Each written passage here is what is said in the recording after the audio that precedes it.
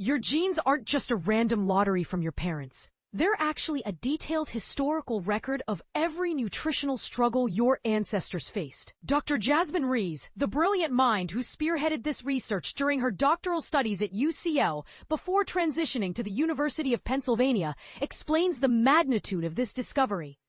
We're looking at the first comprehensive analysis of micronutrient-driven genetic adaptation across the entire globe, examining more micronutrients than any previous study. Each human population faced unique environmental challenges, from deadly diseases to severe nutritional shortages, and over countless generations. These pressures fundamentally altered our genetic makeup. But here's where it gets fascinating and slightly unsettling. These micronutrients, the tiny but mighty elements that power our metabolism, strengthen our immune systems, and fuel our development, don't distribute themselves evenly across our planet. Their presence in our food depends entirely on what's lurking in the soil beneath our feet, creating a wildly uneven nutritional landscape that has been quietly shaping human genetics for millennia. Before the modern era of dietary supplements and global food distribution, entire populations were essentially trapped in nutritional environments that could make or break their survival. Picture this: communities living in the lush African rainforests, surrounded by abundant plant life, yet developing goiter, a visible swelling of the neck caused by an enlarged thyroid gland, simply because their soil contained insufficient iodine. It's a perfect example of how nature's apparent abundance can hide devastating deficiencies. And this is the part most people miss. When these nutritional shortages become severe and persist across generations, they don't just cause health problems. They actually trigger evolutionary responses. The human body, in its remarkable adaptability, begins to favor genetic variations that help individuals survive and thrive despite these challenging conditions. Previous scientific investigations had already hinted at this phenomenon. Researchers discovered that certain East Asian populations living on selenium-deficient soils showed clear signs of natural selection acting on genes responsible for selenium regulation. The theory? These genetic changes enhance their ability to absorb and utilize the limited selenium available in their environment. But here's where it gets controversial. Nobody knew if this was just an isolated case, or if micronutrients as a whole had been quietly orchestrating human evolution on a global scale. To uncover the truth, Dr. Rees and her colleagues at the UCL Genetics Institute and the UCL Great Ormond Street Institute of Child Health embarked on an ambitious investigation. They focused their analysis on 276 genes that control how our bodies absorb, transport, and utilize 13 essential minerals, including iron, calcium, zinc, and selenium. Using genetic data from over 900 individuals representing 40 distinct populations worldwide, they began mapping the evolutionary fingerprints left by nutritional pressures. The results were nothing short of extraordinary. For every single mineral they examined, they discovered evidence of genetic adaptation in at least one population somewhere on Earth. The influence of these micronutrients wasn't confined to isolated regions. It was a global phenomenon that had touched human evolution across continents and cultures. Among the 13 minerals analyzed, several revealed particularly compelling stories of genetic adaptation.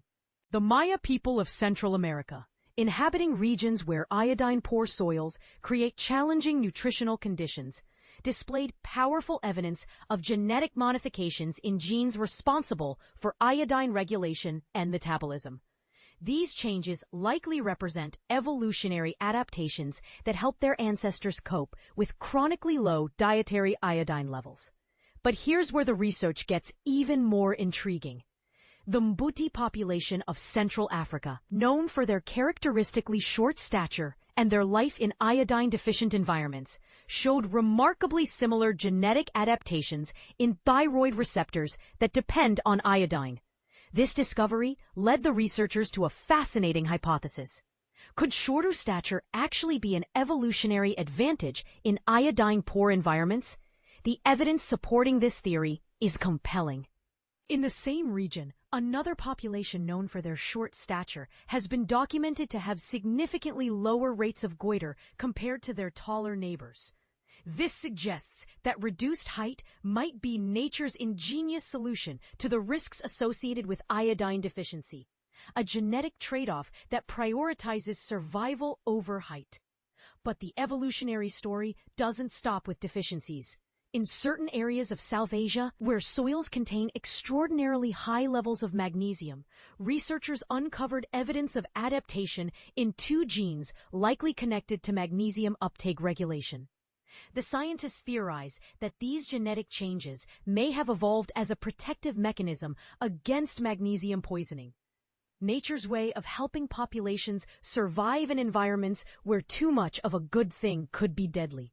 Now, here's where this research becomes urgently relevant to our modern world.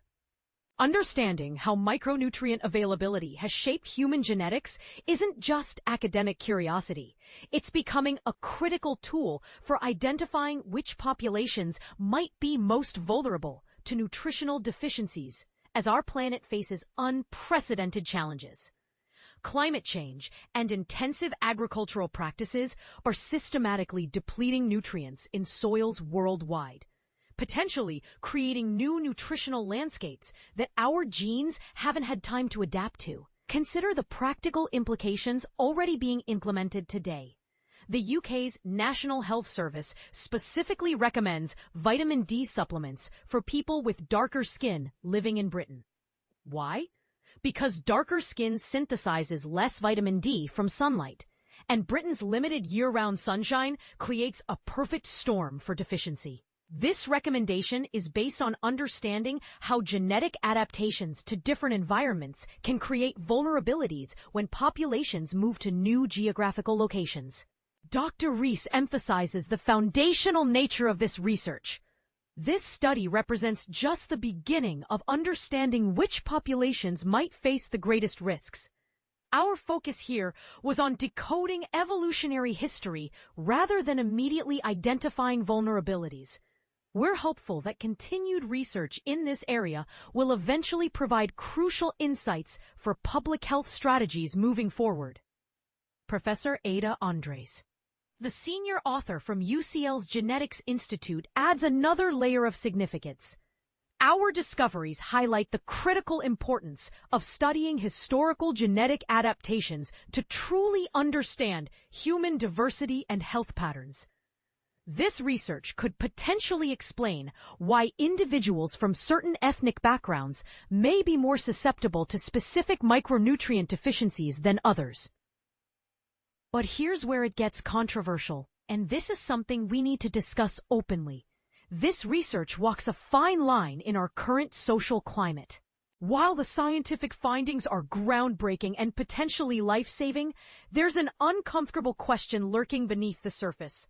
How do we use this knowledge responsibly? Could research highlighting genetic differences between populations be misinterpreted or misused to justify discrimination? Or should we embrace these findings as powerful tools for personalized medicine and targeted public health interventions? The study, supported by the NIHR Great Ormond Street Hospital Biomedical Research Center and Wellcome, opens up a fascinating paradox. We're simultaneously more genetically similar and more genetically diverse than we might have imagined.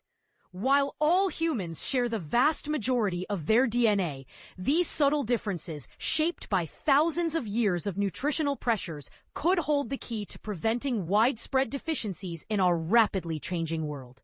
So here's the question that should spark some serious discussion. Are we prepared to use genetic ancestry as a factor in nutritional recommendations and medical treatment? Should your doctor consider your genetic background when prescribing supplements or assessing deficiency risks?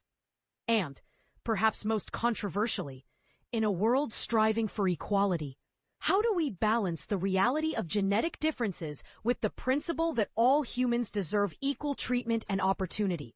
What's your take on this? Do you think understanding our genetic nutritional history could revolutionize personalized healthcare? Or are we opening a door to new forms of genetic discrimination? Share your thoughts. This is exactly the kind of scientific advancement that demands public discussion and debate.